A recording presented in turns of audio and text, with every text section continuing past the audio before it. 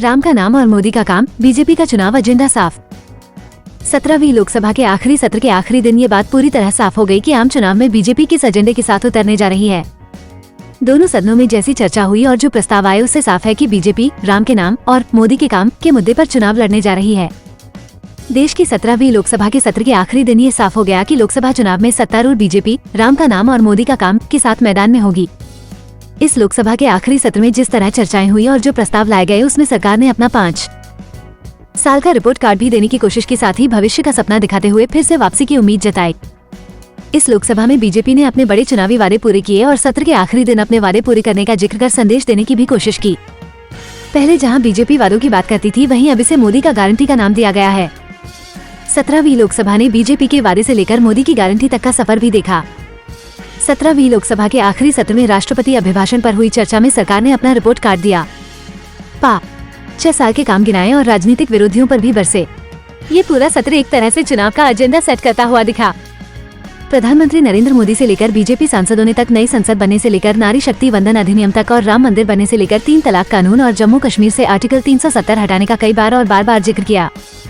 सरकार के मंत्रियों ने बजट पेश करने से लेकर बजट पर चर्चा के दौरान तक अगले टर्म में फिर सरकार में वापस आने का दावा भी किया और प्रधानमंत्री ने संसद से लोकसभा चुनाव के लिए बीजेपी का नारा भी दे दिया।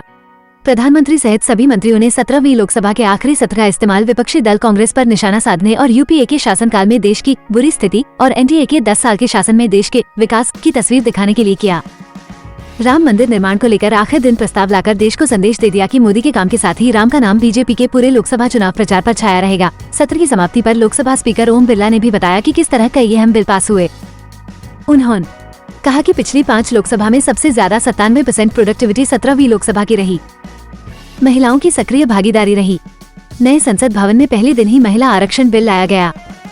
उन्होंने कहा कि हम अंग्रेजों के कानूनों को लेकर चल रहे थे, लेकिन 17वीं लोकसभा ने आजादी के बाद अपने कानून बनाए। 5 साल में भारतीय चिंतन और भारतीय चिंतन की व्यवस्था को आगे बढ़ाने के लिए कानून पास किए। बिरला ने कहा कि इस लोकसभा में कुल मिलाकर 274 बैठकें हुई जो 1354 घंटे चली। सदन ने 345 घंटे अधिक बैठकर काम किया। हालांकि व्यवधान में 387 घंटे का समय भी व्यर्थ हुआ। 222 कानून पास किए, 202 विधेयक स्थापित किए, 11 विधेयक वापस लिए गए।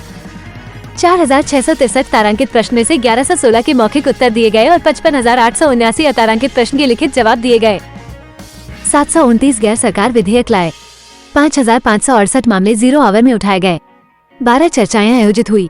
संसदीय समितियों ने 651 प्रतिवेदन दिए और समितियों की 69 से ज्यादा सिफारिशें सरकार ने स्वीकार की।